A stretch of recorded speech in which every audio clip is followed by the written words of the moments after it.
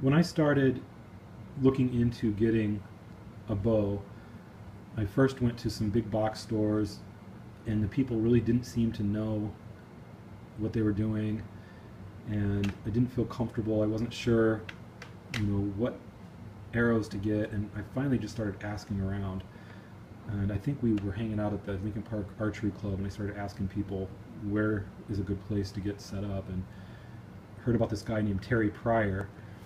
Um, the other Terry Pryor I know was a healer from New Zealand, so another guru in my life. But Terry Pryor is, I guess, considered the guy in Chicago if you want to get set up with good stuff. So these bows are both handmade in Michigan. These are Sky Archery bows.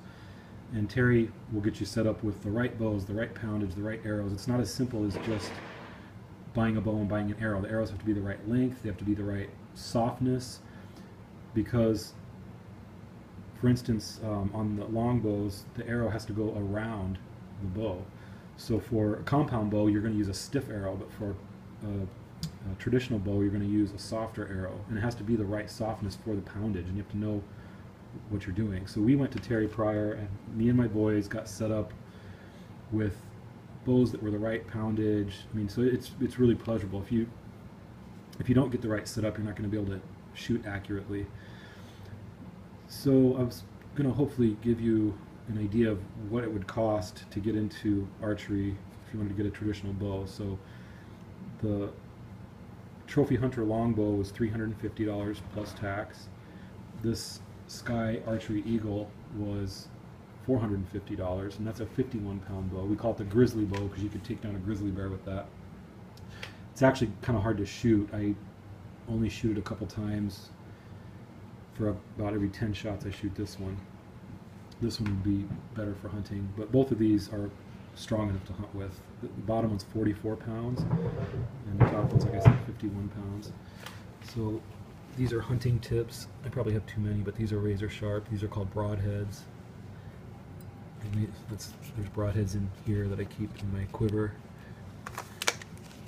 These are tips for hunting game, and these tips will kick your arrow back up into the air when it hits the ground, so it'll stick up so you can see it, so you don't lose your arrows. It's very easy to lose arrows, by the way. If you miss a target, say at the archery range at Lincoln Park, your arrow's going to be gone. It goes underneath the grass and it just disappears, and so you got to be sure you hit your target. An arrow costs about $6. So the arrows can get kind of pricey if you start losing them. You're going to need a string, a stringer. You're going to need some kind of finger protection or glove. You're going to need, that's another glove, and then some kind of arm protection so the string doesn't slap against your arm. And a quiver. So that's your basic archery setup. Oh, the tips on here, by the way, are field tips, so these are practice tips.